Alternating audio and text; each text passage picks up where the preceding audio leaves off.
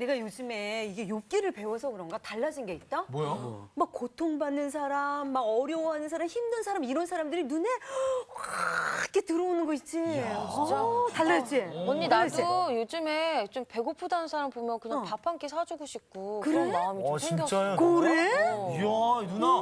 그럼요, 누나. 저 좀 사주세요, 밥 좀. 맨날 요즘 물만 마시고 있어, 이렇게. 정주야. 정주야. 내가 배가 고파 나도 요새. 물 좀 드세요, 형. 미란 씨 얘기 들으면서 이게 참 보람이 있구나 하는 생각이 드는데요. 다른 세계에 눈을 뜬다고 하는 거 이게 내가 커지는 일인 것 같아요. 인간의 영혼이 성숙해진다고 하는 것은 자기의 내면 속에서만 그런 사건이 발생하지 않아요. 타자와의 교섭을 통해서만 발전이 일어나는데 특별히 나에게 낯선 세계. 사람은 대개 자기에게 익숙한 세계하고 살려고 하잖아요. 네, 맞아요. 그렇죠. 인정합니다. 네. 그런데 낯선 세계 하면은 사람들이 위험하게 자꾸 생각합니다. 낯선 사람은 위험한 사람이에요. 항상. 그렇죠? 옛날에 우리나라에 처음 외국 사람들이 들어왔을 때 네. 눈이 파랗고 코가 높고 머리가 금발이고 그러니까 보지 못하던 사람이잖아요. 네, 그렇죠. 위험한 거예요, 이 사람들이. 그럴 수 그렇죠? 있을 것 같아요. 그럴 수 있죠. 낯서니까. 그리고 예를 들어서 뭐 우리가 아프리카계 미국인들, 그렇죠? 피부빛 검은 분들, 이런 분들 정말 좋은 분들인데 괜히 무서워하고 익숙하지 않기 때문에 그런 경우가 아주 많이 있잖아요. 그래서 인간이 성숙해진다고 하는 것은 낯익은 세계를 떠나서 낯선 세계로 기꺼이 나아가는 것일 겁니다. 그렇죠. 근데 우리가 가기 싫어하는 세계도 있어요. 고통받는 세계. 그렇죠? 좀 우중충하고 네. 왠지 거기 가고 싶지 않아요. 그런데 흥미로운 것은 뭐냐? 거기에 간 사람들은 경험하는 것들이 있어요. 이 속에 정말 아름다운 게 있구나. 이 속에도. 여러분 나치 치하에 순교를 당한 목사님 가운데 디트리 보네퍼라고 하는 목사님이 있습니다. 네. 이분이 가문이 좋은 분이에요. 대단한 가문의 사람이에요. 명문 가문입니다. 그래서 그 가문 공부를 이렇게 하다 보니까 좀 부럽기도 했어요. 그리고 속상하기도 했어요. 이 대단한 사상가는 이런 집안에서 나오는 건가 보다. 그 생각이 이제 들었어요. 그런데 그분이요 아주 젊은 나이에 세상을 떠납니다. 39살에 순교당하거든요. 그런데 이분이 20살인가 21살 때 박사학위 논문을 썼어요. 이야. 21살 때. 그런데 20세기에 가장 유명한 한 신학자가 그 논문을 읽고 뭐라고 얘기했냐면 이것은 신학적 기적이다 그랬어요. 그 젊은 친구가 쓴 논문이 이게 기적이야 일종의. 그랬던 분인데 아무튼 히틀러에 반대하다가 붙잡혀 들어갔고 형무소에. 그리고 처형당합니다. 근데 이분이 감옥에 들어가가지고 썼던 편지들이 있거든요. 옥중서간이라고 해가지고 번역이 돼서 나왔는데 그 서간이 굉장히 우리에게 많은 것들을 얘기해 줍니다. 보네퍼 목사가 감옥에 들어가 보니까 처음에 들어가서 죄수인 사람들을 만날 때 저 사람들은 나쁜 사람들일 거야. 무서운 사람들일 거야. 그러고 가서 만났는데 보니까 아닌 거예요. 자기가 이 아주 고급스러운 세계, 그 세계에서 보지 못했던 소박함과 아름다움과 순수함이 있는 거예요. 그분들 속에. 잠시 잘못된 일 때문에 여기에 들어와 있긴 하지만 그분들이 너무나 아름다운 사람인 것을 발견하는 거죠. 자기의 세계가 무너지는 것은 나쁘지만 그 세계가 무너져 다른 세계에 눈 뜰 때 사람은 깊어져요. 성숙해지고. 이 성경 텍스트를 공부해 가면서 내가 알지 못했던 세계에 눈길을 주기 시작하고 그 세계가 가지고 있는 아름다움, 그 세계가 가지고 있는 그 진지함 이런 것들을 보기 시작할 때 내 세계가 확장되는 것을 경험하죠. 네. 오늘 수업 욥기 14강 고통받는 이들의 세계에 눈뜨다. 오늘 우리가 공부하게 될 욥기는 22장부터입니다. 욥기의 내용이 보면은 욥과 세 친구가 서로 주거니 받거니 하는 얘기가 비슷비슷해요. 네. 그래서 욥기 공부하는 게 쉽지를 않아요. 네. 왜냐하면 반복되는 얘기처럼 했던 말도 하고 보이기 했던 때문에 말도 하고. 늘 같은 말. 네. 그런데 우리는 보고 있어요. 그 속에서 욥이 조금씩 네. 조금씩 성장해가고 있음을 보고 예. 있죠. 그렇죠? 네. 저한테 판화가 하나 있는데요, 집에. 여러분 담쟁이 있죠? 담쟁이. 담쟁이. 담쟁이? 담쟁이. 담쟁이 몰라요? 담을 타고 올라가는 네. 식물 예. 있잖아요. 예, 알아요.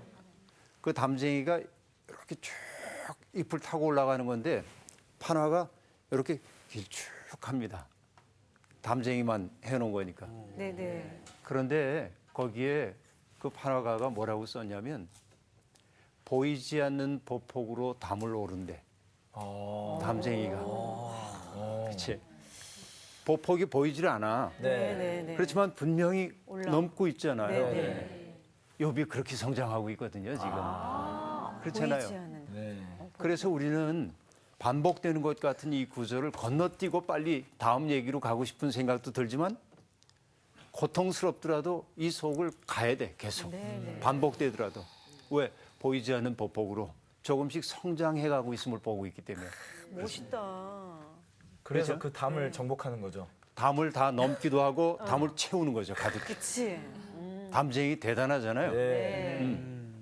네, 그런 겁니다. 네. 그러니까 자, 오늘 22장에서는 이제 드디어 이 어떻게 보면 지루하다고 얘기할 수 있는 3라운드의 마지막 라운드가 시작된 겁니다. 네. 그런데 22장부터 나오는 이야기는요.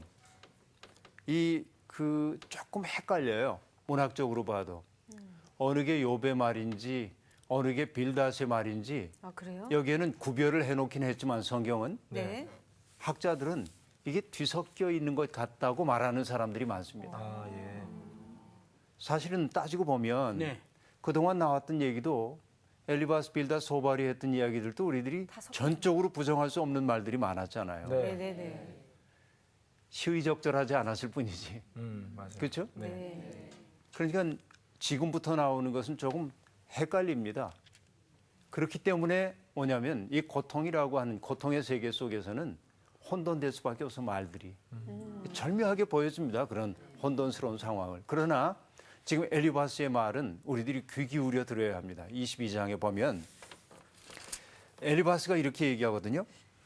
2절, 22장 2절 보면요. 그냥 나만 읽을 게 아니라 미란 씨 네. 2절과 3절을 읽어주세요. 예. 사람이 어찌 하나님께 유익하게 하겠느냐? 지혜로운 자도 자기에게 유익할 따름이니라. 네가 의로운들 전능자에게 무슨 기쁨이 있겠으며 내 행위가 온전한들 그에게 무슨 이익이 되겠느냐? 자, 사람이 어찌 하나님에게 유익을 드릴 수 있겠느냐 그런 얘기죠 지금. 네네. 달리 얘기하면 사람은 하나님께 유익을 줄수 유익을 없다. 줄 수 없다라고 하는 말이죠. 네. 그렇죠. 그다음에 내가 의로운들 전능자에게 무슨 기쁨이 있겠느냐. 다시 얘기하면 우리가 오늘 의롭게 산다고 해도 그게 하나님에게 영향 미치지 않는다 그런 얘기입니다. 여러분 이게 성소의 하나님일까요? 아니죠. 아니죠. 네. 그렇죠. 것 같은데. 엘리바스의 신학에 문제가 있어요. 분명히 문제가 있습니다. 엘리바스가 생각하고 있는 하나님은 인간에 의해 영향을 받지 않는 하나님입니다. 세상에서 벌어지는 일 때문에 영향을 받지 않는 자기 충족적인 하나님입니다. 스스로 충만하기 때문에 네. 남을 필요로 하지 않아요. 물론 하나님은 완전하신 분이기 때문에 네. 자기 충족적이기도 하죠. 그러나 성소의 하나님이 우리가 정말 아름답게 그분을 신앙하는 까닭이 뭐냐면 스스로 완결된 그분이 자신의 자유를 제한하면서 인간과 언약을 맺은 데 있습니다. 그렇죠? 나는 너의 하나님이 될게. 내 말을 지키면. 네. 너희는 내 백성이 될 거야. 이렇게 얘기하죠. 하나님이 마치 뭐 한 것과 같으냐면 인간과 언약을 맺음으로써 당신의 팔 하나를 인간의 발에 묶은 격입니다. 그래서 이것이 성경이 우리에게 들려주고 있는 하나님이에요. 네. 그런데 엘리바스의 하나님은 사람이 착하게 살아도 하나님께 유익이 안 된답니다. 사람이 의롭게 산다고 해가지고 전능자에게 무슨 뭐 보탬이 되겠느냐 이렇게 얘기합니다. 이것은 성서적 사고가 아니라는 데 있죠. 네. 그렇죠. 철학자의 하나님일 수는 있습니다. 그렇죠. 네. 여러분 혹시 들어보셨는지 모르지만 신론에 대한 여러 이야기 가운데 이신론이라고 하는 게 있어요. 이신론 들어보셨나요? 처음 들어보셨죠? 이신론? 네. 왠지 처음 들어보네. 한번. 다르리자 같은데. 네. 다른. 디즘이라고 하는 건데 이게 이치할 때 이자죠. 예.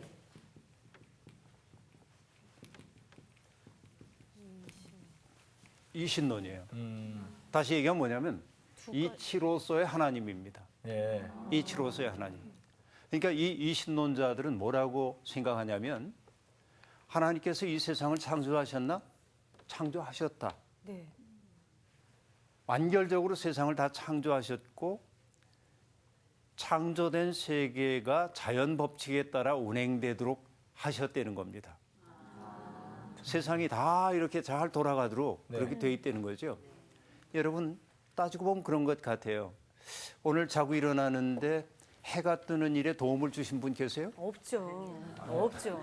전혀 없죠. 아, 도움을 드리고 싶어. 그러니까요. 뭐 어떻게 이렇게 난 해를 정규 이렇게 씨가 올려서. 새벽 기도해가지고 오늘 해 뜬 줄 알았는데 아, 그런 건 아니었어요? 이게 저절로 해가 뜨고 해가 지고 그러죠. 네. 영화 브루스 올마이티인가 하는 영화가 예, 옛날에 예, 있었습니다. 그렇죠? 하나님 역할을 하고 싶다고 하니까 한번 하게 해줬어요. 맞아요. 하나님이. 그랬더니 뭐예요? 자기 애인이 보름달을 맞아요. 좋아한다고 예. 그래서 달을 탁 끌어옵니다. 창가로 크게. 맞아요. 그러니까 아내 그 애인은 너무 행복한 거야. 와 그리고 그랬는데 무슨 문제가 생겨요? 지구 저편에선 기상이변이 일어나가지고 예. 막 파도가 넘치고 네. 수많은 사람들이 죽고 그렇죠. 네. 그러니까 자연의 법칙이라는 게 중요해요. 하나님이 그렇게 자연 법칙을 만드셨어요. 그러니까 인간은요 무리를 굳이 걸을 거 없어요. 네. 그렇죠. 예. 그렇죠. 네. 그 이치 속에 살면 되는 겁니다. 예. 너무나 많은 사람들이 이상한 기적을 원해요. 예. 막 걸으려고 해요. 글쎄 그럴 거 없거든요. 이치로서의 하나님입니다. 그래서 어떤 분은 뭐라고 말하냐면 눈먼 시계공으로서의 하나님이래요. 다시 말하면 시계를 만든 사람이 있잖아요. 내가 시계를 차고 있는데 그렇죠. 시계를 만든 사람은 시계를 만드는데 그친 거지. 이 시계가 어떻게 작동되도록 늘 뭐 하고 있는 건 아니죠. 그러니까 이 신론자들은 하나님을 그렇게 이해하는 거예요. 하나님 저기 어딘가에 있어. 세상을 만들었지만 세상에 별로 뭐 관심이 없으시다 그런 얘기죠. 그렇죠? 세상에서 벌어지는 일이 하나님한테 영향 미칠 수 없어요. 엘리바스가 그런 하나님 믿고 있습니다. 이 신론자 가운데 대표적인 사람이 하나 있는데요. 누구예요? 누구냐면 만유 인력의 법칙을 발견한 사람입니다. 뉴턴. 그렇죠. 뉴턴이죠. 뉴턴. 뉴턴 같은 사람이 바로 이신론자들입니다. 법칙으로서 하나님이 이 세상을 어떤 법칙을 가지고 지배하고 있다는 겁니다. 그러니까 법칙대로 돌아가도록 만들고 하나님은 그냥 저기서 쉬고 계신 거예요. 이신론자들이 그래요. 그렇구나. 그런데 성서의 하나님은 이런 하나님 아닙니다. 네. 그렇죠. 아까도 얘기했지만 전능하신 분인데 당신의 자유를 제한하고 당신의 자유를 제한하고 인간의 세계 속에 개입하고 그렇죠. 출애굽의 하나님에서 우리들이 봤습니다만 네. 히브리인들이 너무나 강제 노역에 휘달려 가지고 힘겨워하고 있을 때 그 신음소리를 끙끙 내고 있을 때 하나님은 그 신음소리를 기도로 들으시고 인간 역사에 개입하시잖아요. 그렇죠? 하나님 스스로의 자유를 제한하면서 그렇게 들어오세요. 그래서 우리는 그 하나님을 사랑의 하나님 그렇게 말하는 거죠. 그러니까 분명한 것은 뭐냐? 정규 씨가 착하게 사는 것이 하나님에게 영향을 미친다. 미친다. 미친다. 미칩니다. 미치네. 미치라고요? 아니. 미치는구나. 이게 굉장히 중요한 일이에요. 맞아요. 나 같은 게 뭐 이렇게 생각하는지 몰라도 하나님은 우리 때문에 애를 끓이기도 하시고 기뻐하시기도 하고 그러거든요. 이게 중요합니다. 성서의 하나님은 여러분 요나서가 기가 막히게 표현해 줬는데요. 네. 하나님은 어떤 분이냐? 뜻을 정하면 돌이키지 않는 무정한 하나님이 아니고요. 아니. 뜻을 돌이키시는 하나님. 그러니까 감사합니다. 벌을 내리려고 했다가 미안해요. 잘못했어요. 그러면 뜻을 돌이키고 네. 용서하고 복 주시고 그러죠. 그러니까 하나님에게 우리가 영향을 드립니까 안 드립니까? 드리죠. 드리죠. 성경은 분명히 그것을 우리에게 얘기해주고 있다 하는 얘기입니다. 엘리바스는 자기 충족적인 하나님을 얘기하다 보니까 용서하시고 또 자비로 감싸 안아주시고 우리들 때문에 애를 태우시는 하나님을 알지 못했던 겁니다. 자, 성경 한 군데만 찾아볼게요. 네. 예레미야 31장 20절인데요. 예레미야 31장 20절. 에브라임은 20절. 나의 사랑하는 아들 기뻐하는 자식이 아니냐. 내가 그를 책망하여 말할 때마다 깊이 생각하노라. 그러므로 그를 위하여 내 창자가 들끓으니 내가 반드시 그를 불쌍히 여기리라. 여호와의 말씀이니라. 이거 기가 막힌 표현입니다. 예. 그러니까 에브라임 곧 이스라엘을 얘기하는 건데 네. 이스라엘은 나의 사랑하는 아들 기뻐하는 자식이랍니다. 그러니까 그 자식 때문에 사랑한다는 건 뭐죠? 그 자식 때문에 자기를 희생할 수 있는 게 사랑 아니에요? 네. 사랑이라고 하는 것을 저는 그렇게 얘기했죠. 자기 초월의 능력이라고. 자기 초월의 능력. 누군가를 사랑하면요. 자기에게 사로잡혀 있지 않습니다. 네. 네. 연애할 때 겨울이에요. 추워요, 날이. 그런데 애인이 추워 그러면은 남자가 그러길래 옷을 많이 입고 다녀요. 그게 뭐야? 그건 남편이 그런 얘기하는 거. 애인이 아니라 남편이 그렇게 하는 거구나. 그러면서 벗어주죠. 솔직히 남자들은. 네. 그러니까 여기는 애인으로 살고 있네, 아내하고. 여기는 정말 연애하듯이 살아요. 멋있어요, 상훈 씨. 네. 네, 감사합니다. 정말 애인 사랑하는 사람은 어떡하죠? 추워? 옷을 벗어줘요. 네. 탁 벗어줘요, 따뜻하게. 그 말 나오길 기다리고 있죠. 그렇죠? 남자분은. 예, 예. 네. 그런데 그러면 그럴 거 아니에요. 애인이 춥지 않아? 그럼 난 괜찮아. 괜찮긴 뭐 감기 걸리고. 맞아. 그렇죠. 왜 그러냐면 그래서 사랑하기 바로 빛이 나고 때문에 이제. 사랑이란 뭐냐면 자기 초월의 능력이에요. 네. 자기를 넘어서는 거죠. 내가 누군가를 사랑한다고 하는 것은 자기 초월하는 거예요. 그래서 옛날 여러분 유행가 가운데 그런 거 있었어요. 나 그대에게 모든 것들이. 그리고 이런 거짓말이 나옵니다. 거짓말. 별을 따. 별을 따다가 그대 두 손에 담아드리리. 그 세상 그런 거짓말이 어디 있어? 그러나 그 마음은 우리가 아는 그렇죠. 거죠. 말이라도. 네. 네. 그런 설렘 있으신지요? 아유, 지금도 있죠. 그래요? 당연한 거 아니겠어요? 네. 대단하십니다. 네. 에브라임은 나의 사랑하는 아들 기뻐하는 자식이 아니냐 그러면서 자식이기 때문에 잘못될 때 책망합니다. 네. 야단칩니다. 네. 아버지는 때때로 자식에게 매를 둘 때도 있습니다. 그런데 뭐라고 말하냐면 그를 책망하여 말할 때마다 깊이 생각하노라. 네. 그 얘기 뭐예요? 그를 염려한다 하는 얘기죠. 그렇죠. 네. 그에게 징계를 내릴 때마다 아버지는 깊이 생각한다고 하는 건 뭐냐면 마음 아프신 거예요. 네. 그렇죠.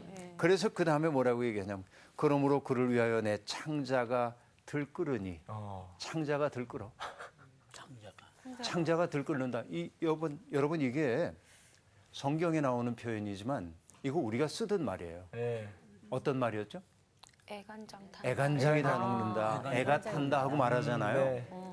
애라고 하는 것이 창자를 뜻하는 우리 말이거든요. 그렇구나. 그러구나. 그런 거예요. 네. 그래서 어떤 목사님이 이런 얘기했어요. 초는 자기의 몸을 태워 빛을 발하지만 네. 사람은 이웃을 향한 애태움을 통하여 빛을 발한다. 그렇게 말합니다. 그러니까 우리가 그 기독교인들을 예수님이 당신의 제자들을 가리켜서 너희는 빛이다, 너희는 소금이다 그러잖아요. 네. 빛이 되고 소금이 되는 것 다른 것도 없습니다. 결국 빛으로 산다는 건 그 목사님이 기가 막히게 얘기한 거예요. 이웃을 향한 애태움을 통해서만 빛을 발하는 거예요. 네. 그렇죠. 고통받는 사람들 때문에 애가 타는 거예요. 네. 예수님이 그랬잖아요. 네. 예수님은 고통받는 사람들을 보면 애 끓는 마음이었거든요. 예. 그렇죠. 그렇기 때문에 기적이 일어나서요. 네. 예수님을 통해서 그런 얘기입니다. 그러니까 하나님은 우리 때문에 지금 애 태우고 있어요. 예레미야가 지금 하고 있는 일. 네. 엘리바스의 하나님과 너무 다르죠. 네. 네. 엘리바스는 하나님을 너무 이상하게 생각하고 있어요. 너무 차가워. 잘못된 신학 속에 지금 있습니다. 그러면서 잘못된 신학에 근거해 가지고 사람들을 욥을 판단하기 시작합니다. 예. 그러면서 욥이 겪고 있는 현실이 욥의 죄악을 증거한다 거꾸로 그렇게 말하고 있어요. 그렇죠? 그러니까 죄를 졌으니까 벌 받는다가 아니라 벌 받는 거 보니까 너 죄를 졌어. 이렇게 얘기 지금 하고 있는 거죠. 그러면서 여러분 유명한 얘기가 나오는데요. 22장 4절부터 보면요. 쭉 어떤 얘기들이 나오냐면 하나님이 너를 책망하시는 것은 내가 경건하기 때문이 아니라 죄악이 끝이 없기 때문이다 하는 얘기를 한 다음에 6절 보니까요. 까닭 없이 형제를 볼모로 잡으며 헐벗은 자의 의복을 벗기며 하고 말합니다. 그 다음에 7절에도 보니까 목마른 자에게 물을 마시게 하지 아니하며 줄인 자에게 음식을 주지 아니하였구나. 여러분 지금 하나님이 이렇다는 거잖아요. 그죠? 네, 지금 이제 그 엘리바스가 욥에 대해서 네. 욥이 이렇게 살아왔다고 지금 얘기하고 있는 거예요. 지금. 이렇게 이게 그러니까 네. 근데 어디서 많이 듣던 얘기 아니에요? 어디서 들었죠? 성경에서 성경에서. 어떤 성경에서? 구약이신데. 아니에요. 마태복음 네. 25장에 보면 예. 마태복음 25장에 보면 어떤 얘기가 나오냐면 최후 심판 날 얘기가 나오는데 네. 아. 양과 염소를 갈라요. 아. 그런데 뭐라고 얘기를 하냐면 심판자가 너는 내가 굶주렸을 때 먹을 것을 주었고 아, 예. 내가 목말랐을 때 마실 것을 맛있게 주었고 하였고. 네. 내가 헐벗었을 때 나에게 옷을 주었고 네. 내가 나그네 되었을 때 나를 영접해 주었고 네. 병들었을 때 나를 찾아와 주었고 옥에 갇혀 있을 때 나를 찾아와 주었어. 그렇게 얘기하거든요. 네. 그러자 그 사람들이 얘기합니다. 아니 언제 주님이 굶주리셨습니까? 언제 주님이 목마르셨습니까? 전 그런 적이 없습니다. 네. 그러자 뭐라고 얘기합니까? 그 심판자가 이웃은 세상에서 가장 작은 자 하나에게 한 것이 곧 나에게 한 것이다 하고 말합니다. 맞아요. 이거 굉장히 중요한 성경 구절이죠. 마태복음 25장. 예. 다시 얘기하면 우리 주님은 이 세상에 어떤 모습으로 우리에게 다가오시냐면 바로 그런 고통받는 사람의 모습으로 다가오신다는 겁니다. 네. 여러분 동화 작가이신 권정생 선생님이 계세요. 강아지똥이라는 예. 그렇죠? 네. 아시죠? 네. 그 권정생 선생님이 이런 이야기를 들려주시더군요. 어느 날 당신이 기차를 타고 어딜 가는데 자리가 없었대요. 근데 하도 마르고 그러니까 좀 딱해 보였든지 한 아주머니가 자리에 자꾸 앉으라고 얘기하는 겁니다. 네. 괜찮다고 하는데도 부득부득 앉으라고 그래서 앉았어요.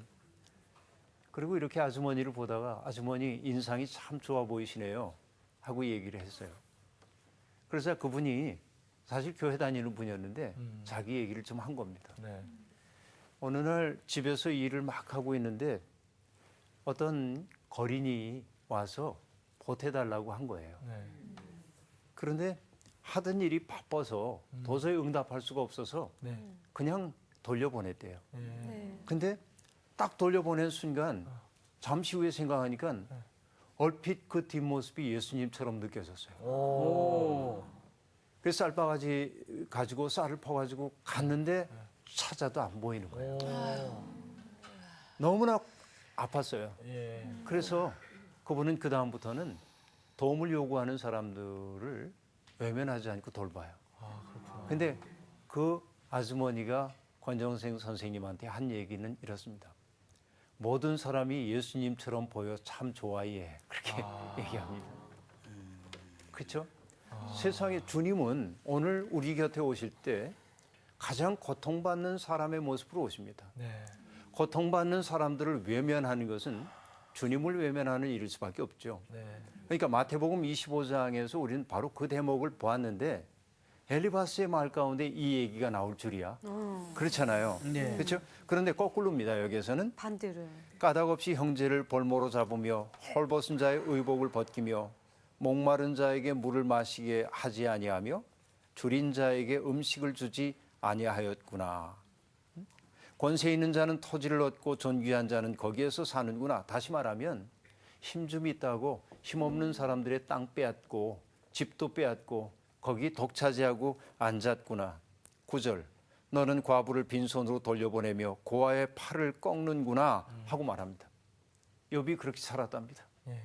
엘리바스가 욥에 대해서 이렇게 지금 이야기를 하고 있습니다. 그런데 이 말은 너무 가혹한 말이긴 하지만 네. 사실은 이 욥기가 기록된 그 당시의 사회 풍경을 그린 것이라고 보면 됩니다. 자, 포로로 잡혀갔다가 바벨론의 포로로 잡혀갔다가 페르시아의 임금인 고레스의 귀환령에 따라서 돌아왔죠. 나라를 만들기 위해 해를 썼습니다. 근데 힘듭니다. 계속 외세의 압박이 있습니다. 그러니까 그 사회는 한마디로 불안정한 사회입니다. 요즘 시대로 얘기하면 이런 얘기일까요? 사회적 안전망이 없는 세상입니다. 네. 누군가가 나를 지켜줄 수가 없어요. 그러니까 사람들은 자신을 지켜야 합니다. 나를 지켜줄 수 있는 게 뭘까? 사람들이 생각할 때 제일 중요한 게 뭐라고 생각하죠? 국가? 돈. 돈. 아, 돈. 요즘으로 얘기하면. 그렇죠. 그렇죠. 예. 아, 돈이죠, 돈. 그렇죠. 그러니까 돈을 얻기 위해서, 권력을 얻기 위해서 사람들이 자기를 지켜내기 위해서 네. 혈안이 되어 있는 겁니다. 그러다 보니까 경쟁이 심해지고요. 그런 세상에서 늘 피해를 입는 것은 누구예요? 사회적 약자. 약자들입니다. 그렇죠. 예. 가난한 사람 점점 가난해지고 맞습니다. 부유한 사람 점점 부유해지는 세상입니다. 불의한 세상이죠. 이 세상. 그렇죠. 욥기가 기록될 당시의 사회적 상황이 이러했다 하는 얘기입니다.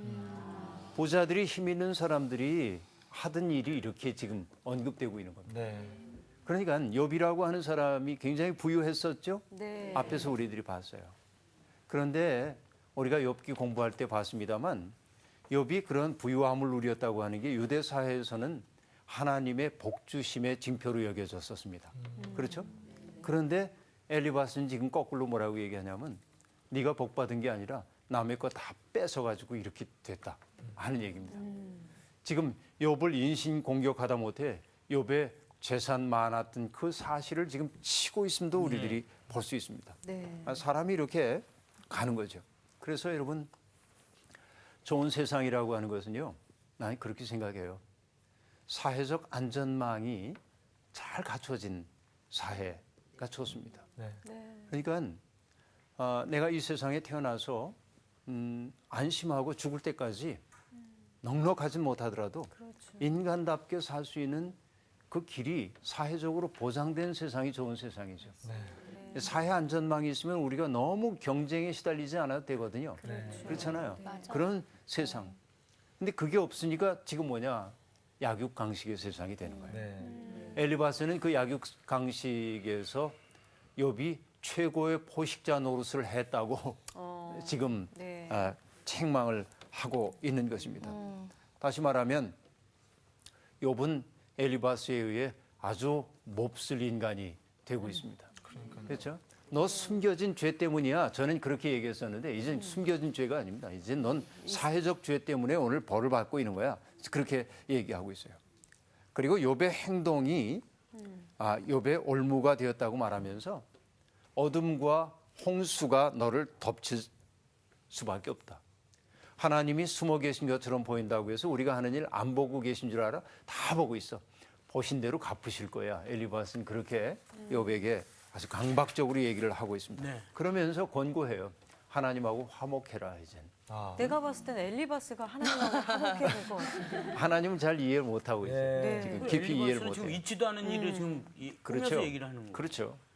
그래서 위험한 것은 뭐냐면 네. 바로 이런 태도인데 오늘 저 사람이 가난한 거 보니까 하나님에게 지은 죄가 있어 이렇게 말하는 태도예요. 네. 전에도 얘기했지만 저 사람 병든 거 보니까 무슨 문제 분명히 있었을 거야 예. 하는 태도. 위험해. 저 자식들이 오늘 어려운 일을 겪는 걸 보니까 저 사람에게 숨겨진 죄가 있을 거야 이렇게 판단하는.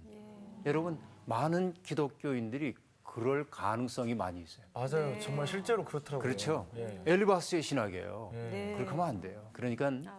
오늘 내게 닥쳐오고 있는 고통, 그 고통이 무엇일까, 왜 왔을까 까닭을 물을 수도 있지만 자기 비하에 빠질 이유는 없습니다. 하나님 내게 숨겨진 죄가 있거든 깨닫게 해주십시오. 돌이키겠습니다. 네. 그렇긴 기도할 수 있지만 내가 틀림없이 무슨 죄 때문에 하나님 날 치시는 걸 거예요. 매를 들어서 이렇게 생각하지 말자 하는 얘기입니다. 그렇죠. 그러니까 자 이제 욥에게 네가 교만했음을 인정하기 시작하면 하나님이 구원해 주실 것이라고 얘기하고 있습니다.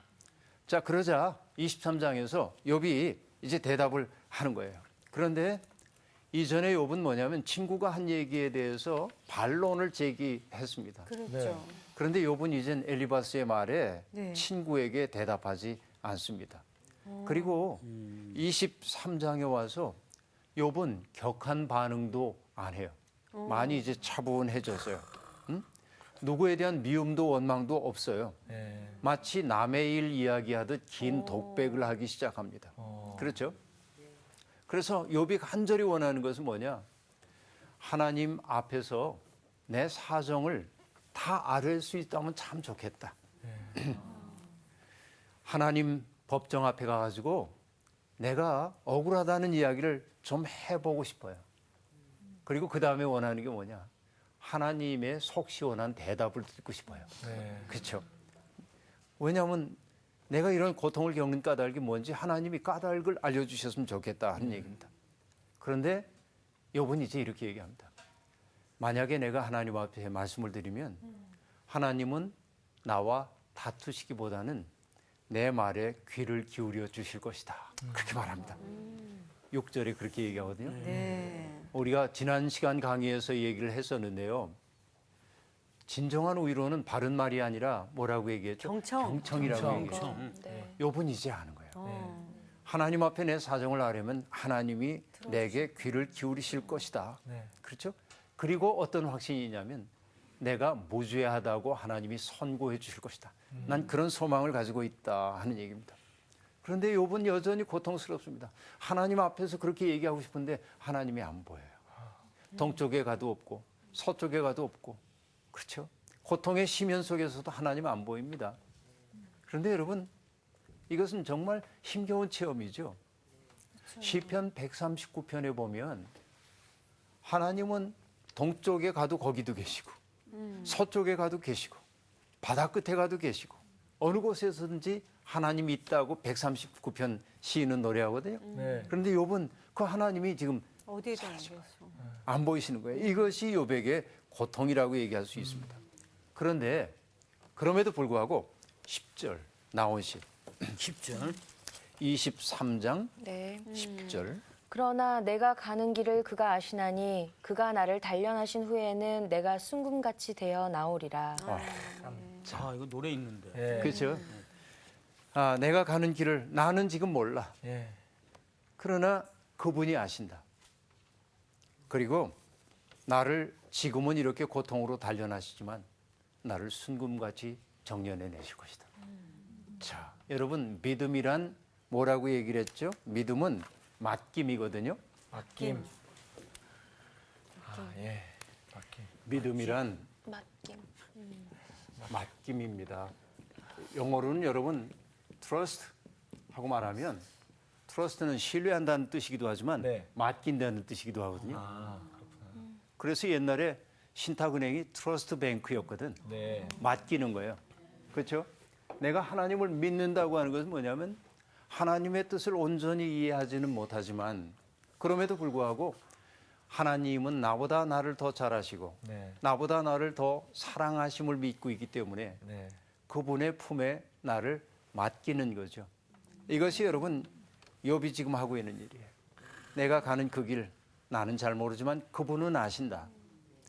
그가 나를 단련하신 후에는 내가 순금같이 되어 나오리라 하고 말합니다. 그렇죠? 그러고 나서 하나님을 찾는 욥의 외로운 순례가 계속됩니다. 자기의 삶을 돌아보죠. 하나님을 경외하며 살아왔어. 자기 비하에 빠지지 않습니다. 네. 난 그동안 하나님을 경외하며 살아왔어. 그분의 발자취를 따라 성실하게 살아왔다. 계명을 지키려고 애를 썼고 하나님의 말씀을 가슴에 새기고 살려고 난 애를 써왔어. 이렇게 얘기를 하고 있어요. 그렇기에 하나님이 기어코 정의를 이루어 주실 것이다. 여기에 대한 확고한 믿음이 있는 겁니다.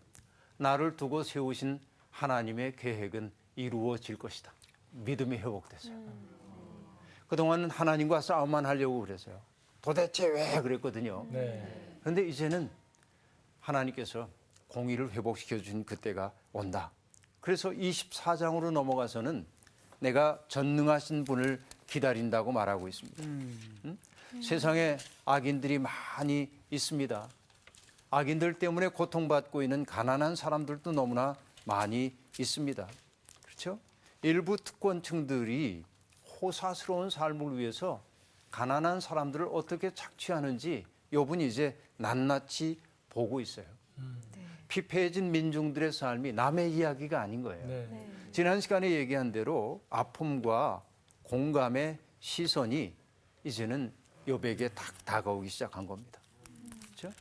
세상에는 빛을 거역한 광명을 거역하는 자들의 삶이 있지만 그러나 그 삶은 결국은 하나님에 의해 이제 처벌받을 것이고 공의가 회복되는 그때가 올 것이다. 욥은 여러분 신약성 서식으로 얘기하면 어떤 믿음에 이르게 되냐면 어둠이 극성을 부리는 것 같은 세상이지만 결국 빛이 승리한다. 욥이 그 믿음의 자리까지 오는 거예요. 그래서 악인들의 운명에 대해서 욥은 엘리바스가 한 얘기와 똑같이 얘기하고 있습니다. 잠시 평안을 누리지만 그들의 운명은 이미 정해졌다 하는 얘기입니다. 엘리바스와 욥의 결론은 같습니다. 그러나 결론에 이른 방법은 다릅니다. 그렇죠? 엘리바스는 관념 속에서 그런 얘기를 하고 있어요. 이 신론적 신학을 가지고서는 그런 얘기를 하고 있습니다. 그러나 욥은 뭐냐? 철저히 무너진 사람으로서 이 세상의 고통을 자기의 것으로 끌어안는 사람으로서 소망을 얘기하고 있어요. 종말론적 믿음입니다. 그렇죠. 종말론이라고 하는 것이 세상이 언제 끝난다 하는 이것만이 종말이 아닙니다. 종말론적 믿음이라고 하는 것은 뭐냐? 여러분, 종말의 세계가 내 삶 속으로 지금 다가오고 있는 것이거든요. 그럼 오늘을 어떻게 살아야 하는 겁니까? 오늘을 종말론적으로 살아야 하는 거예요. 의미 있게. 그렇죠. 그런데 뭔가 완성된 세계, 하나님의 완성된 세계가 오고 있다고 하는 것이 현실의 고통을 이겨낼 수 있는 힘이 되기도 하죠. 그렇죠. 이것이 종말론적 믿음의 그렇죠? 힘이라고 볼 수 있어요. 종말론이 없는 믿음이라고 하는 것은 굉장히 싱거운 믿음이 될 수밖에 없습니다. 그렇죠? 종말론이 살아있을 때 우리의 삶이 힘이 있는 삶이 되거든요. 그러니까 욥은 현실 속에서 악인들이 승리하는 것처럼 보이는 것이 사실이긴 하지만 그럼에도 불구하고 하나님의 공의로우심이 결국은 승리하신다 하는 얘기를 하고 있습니다. 자, 욥과 엘리바스의 결론은 같지만 욥은 자기 스스로 몸으로 겪은 고난을 통해서 얻은 빛나는 소망입니다. 성경이 얘기하고 있는 소망이라고 하는 것은 그냥 다 잘 될 거야라고 하는 천박한 낙관론이 아닙니다. 어디에 바탕을 둔 거죠? 공의를 회복시키실 하나님에 대한 믿음의 바탕을 둔 적극적 낙관주의. 이것이 신앙적 낙관주의라고 볼 수 있어요. 욥은 바로 그 믿음의 자리에 다가오고 있음을 볼 수 있습니다. 성경의 하나님은 우리의 고통 때문에 아파하시고 우리의 기쁨 때문에 기뻐하시는 분이시죠. 그 하나님이 살아계시다는 사실이 고통 속에서도 희망의 근거가 되고 있는 것이죠. 그렇죠? 이것이 오늘 욥기 공부의 마무리가 되겠습니다. 여러분 고맙습니다. 네, 감사합니다. 창자가 들끓는 저는 애간장에 탄다는 이게 저는 담쟁이. 담쟁이. 진짜 담쟁이 같은 삶을 살아야겠다. 단어 하나하나 이렇게 검사 그 파헤치기보단 하나님의 마음으로 들어가서 이거를 읽어줘야 그 마음을 깨우치는 거지. 너무 우리는 그냥 문자적인 해석만 너무 강하기 때문에 그런 것도 있죠. 이 세 친구